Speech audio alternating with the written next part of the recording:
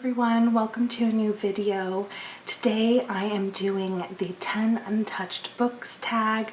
This is an original tag created by Rainier Books and I was tagged by my friend Daniela from Uncommon Reader. I tried my best to be as mindful as I could when picking my selection of books. Many of these I have owned for more than a year, which was Rainier's challenge for us all. Many of these books are new to me authors, and at the beginning of the year I made a list of authors that I would like to read for the first time, and without going in any special order, I have Willa Cather's My Antonia. All I know about Willa Cather is that she was an American writer. I think she was born in 1873 in Virginia, and she predominantly wrote about rural life. Many of her novels were set in the prairies, and I believe this one is set in the Midwest, on a Nebraskan farm. And it says, widely recognized as Willa Cather's greatest novel, My Antonia is a soulful and rich portrait of a pioneer woman's simple yet heroic life. The spirited daughter of Bohemian immigrants, Antonia must adapt to a hard existence on the desolate prairies.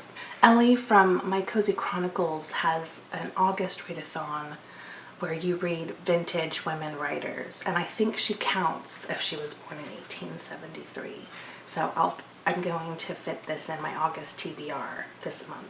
Another author I'd like to read from is Emma Donoghue. She is a prolific writer and playwright, and this is her this is Kissing the Witch, which is her first short story collection, and I think there's a feminist bent to them. It says, in these new fairy tales, magic is redefined as what happens when perceptions are altered and people transform their own and others' lives. And I love this edition because it's illustrated, and it's, you know, I collect folk tales and fairy tales.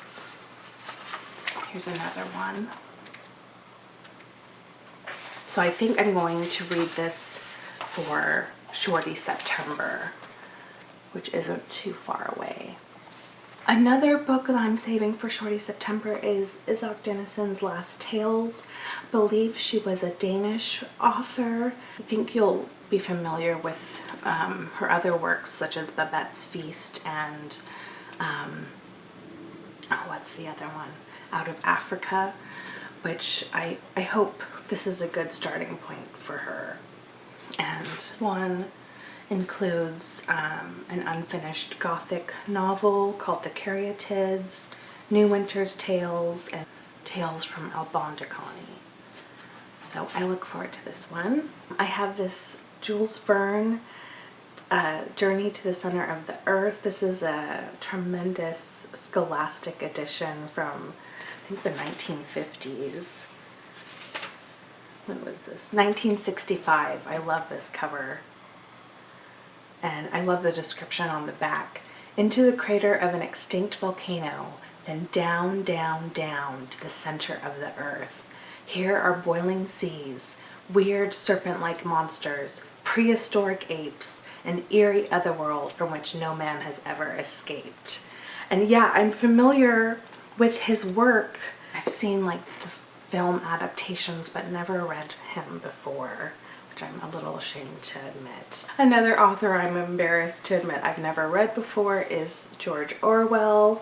I was told that Keep the Aspidistra Flying is a good starting point for him, which I think is a houseplant, Aspidistra. So, and I'd love to know what this phrase actually means, but it says on the back, the mistake you make, don't you see, is in thinking one can live in a corrupt society without being corrupt oneself. After all, what do you achieve by refusing to make money? You're trying to behave as though one could stand right outside our economic system, but one can't. One's got to change the system or one changes nothing. So I think he is going to have a lot of things to say about capitalism and our modern world, and I think he has a wry sense of humor. So another one I'm looking forward to reading later this year. And then for October, I would love to get to The Wings of the Dove by Henry James.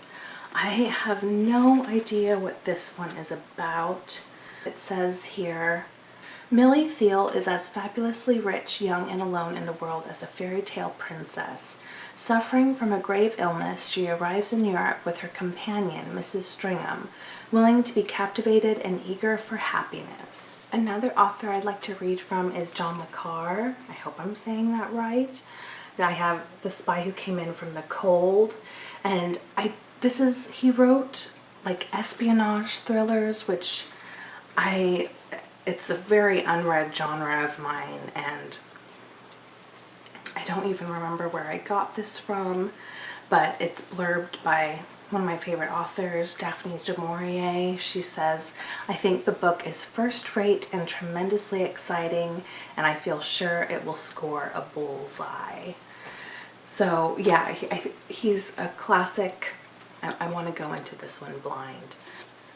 But yeah, it's a beautiful edition.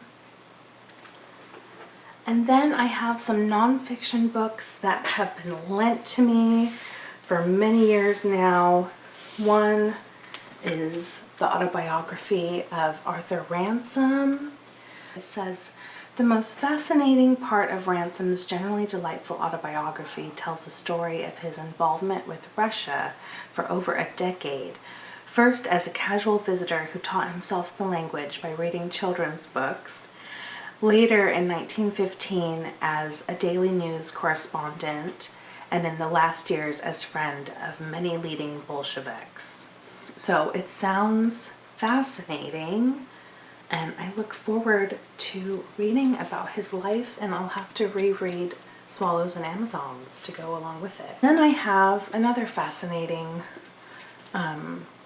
person to read about is The Discovery of Jean Barrett by Glynis Ridley, a story of science, the high seas, and the first woman to circumnavigate the globe. I don't know anything. I've never heard of her.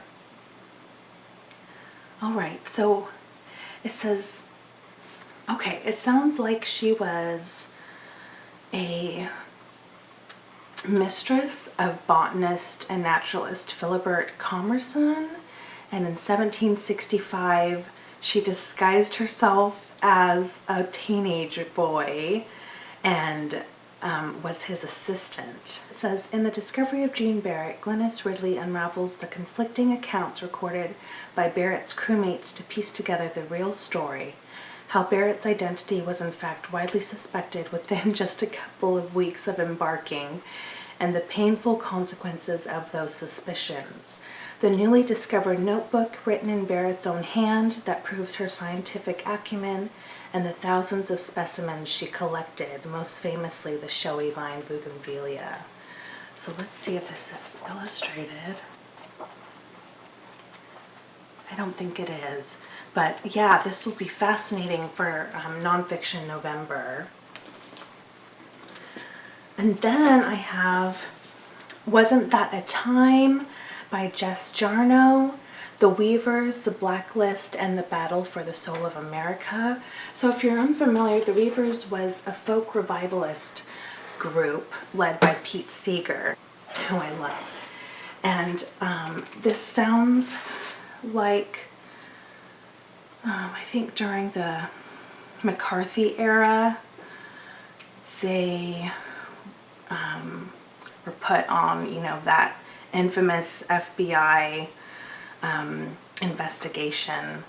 And so this tells a story of why and how they ended up on that list. It says, using previously unseen journals and letters, unreleased recordings, once secret government documents, and other archival research, Jesse Jarno uncovers the immense hopes, incredible pressures, and daily struggles of the four distinct and often unharmonious personalities at the heart of the Weavers. All right, so that is my pile of 10 untouched books that I plan to read for the remainder of the year. If you would like to do this tag, please consider yourself tagged. And thanks so much for watching. I'll see you in the next one. Take good care. Bye-bye.